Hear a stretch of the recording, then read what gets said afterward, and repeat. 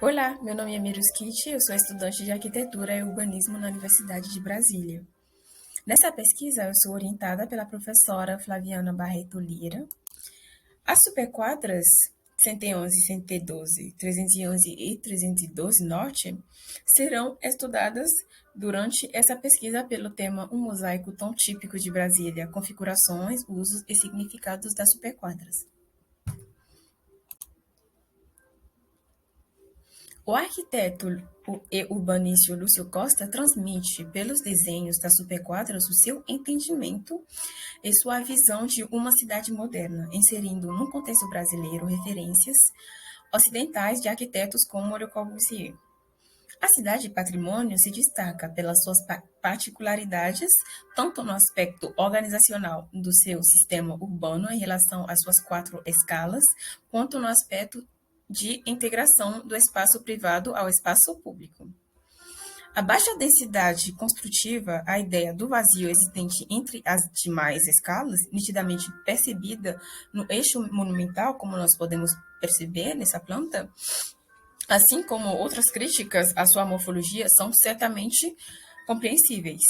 É salutar, todavia, a reflexão cautelosa quanto às ideias que a conceberam e ao que se tornou hoje devido às transformações inerentes à cidade enquanto organismo mutável e dinâmico.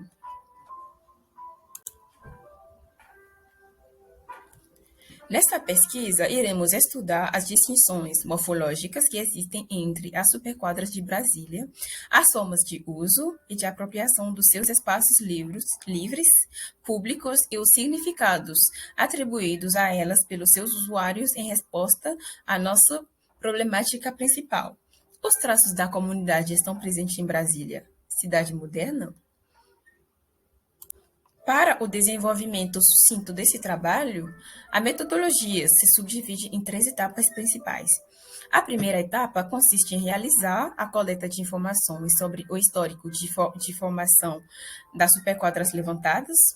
Para isso, foi estabelecida uma biblioteca de leitura e analisados fotos, croquis e plantas a partir de acervos digitais, como o endereço eletrônico da Câmara dos Deputados, do Senado Federal, Biblioteca do Senado, a Hemeroteca do Correio Brasiliense, o repositório de teses, dissertações da UNB e entre outros. Na segunda etapa, iremos fazer o levantamento das distinções existentes entre as superquadras de interesse. Com a atual situação pandêmica, o levantamento físico não pode ser plenamente realizado. Utilizaremos, então, o Google Earth para nos informar sobre os tipos edilícios, os mobiliários urbanos, a presença ou não de barreira topográfica ou construída, além da taxa de ocupação dos pilotis. Essa última etapa está intrinsecamente ligada à precedente, pois ela também consiste em realizar um levantamento in situ, mas aqui trata-se de uma questão de significância cultural do espaço pelo levantamento dos valores atribuídos à unidade de vizinhança conformada pelas superquadras norte 111, 112, 311 e 312, e a interpretação, a apropriação também desse lugar pelos moradores e visitantes.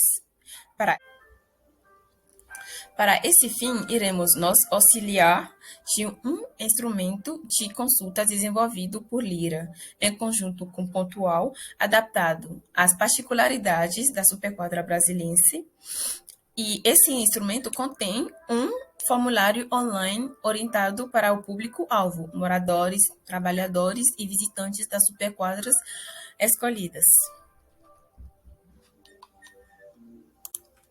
Diferente da Superquadra 312, que foi a primeira da Asa Norte a ser construída por completo, os projetos para a Superquadra Norte 311 foram os últimos a serem elaborados no plano piloto.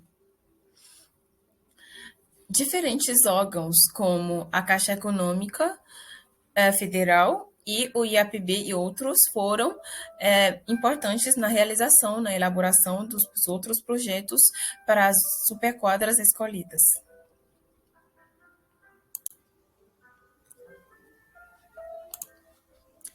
Cerca de 50% dos blocos de todas as superquadras levantadas têm a taxa de ocupação dos pilotis situada entre 30% e 50%. Ou seja, uma boa parte dos blocos tem os seus pilotis parcialmente livres. A obstrução dos demais pilotis se explica pela necessidade de uma barreira de proteção devido à inclinação acentuada do terreno e também pela presença de salões de festa. O princípio de supressão das barreiras físicas e visuais procurado pelo uso de pilotis se encontra altamente equivocado em algumas superquadras. Mas, ao mesmo tempo, essa apropriação de espaço livre nos informa sobre as necessidades dos moradores e as altas exigências topográficas responsáveis pela criação das barreiras urbanas hoje encontradas nas superquadras 111, 112, 311 e 312. As superquadras 311 e 312 são mais acessíveis por causa dos maiores números de pilotis livres, mas também pelo uso dos espaços verdes, jardins e entre quadras para hortas, o que acaba por promover uma interação maior de pessoas mais velhas. Enquanto na superquadra 111 e 112 observamos a predominância dos mais jovens por conta dos blocos comerciais que juntam essas duas superquadras.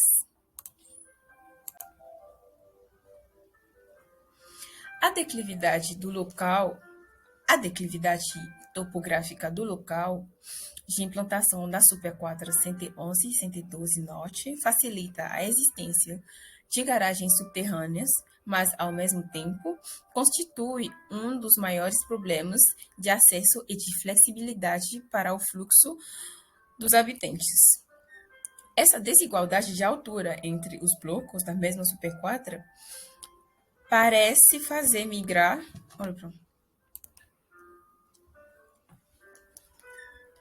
A declividade topográfica do local de implantação da superquadra 111 e 112 Norte facilita a existência de garagens subterrâneas, mas, ao mesmo tempo, constitui um dos maiores problemas de acesso e de flexibilidade de fluxo para os habitantes. Essa desigualdade de altura entre os blocos da mesma superquadra fazem migrar as interações dos moradores para as entrequadras 111, 112 e 311, 312 para os comércios locais, que são reservados para restaurantes, bares, salões de beleza e entre outros. Os equipamentos urbanos em algumas superquadras são bastante utilizados, sobretudo quando eles são parquinhos para crianças. Concluídos os levantamentos da forma urbana, parte-se agora para a última parte da etapa da pesquisa, imprescindível para uma compreensão mais legítima sobre como se dá a reprodução da vida em uma cidade moderna. Colocar os habitantes como protagonistas da crítica à dinâmica de uso e ocupação de Brasília. Obrigada.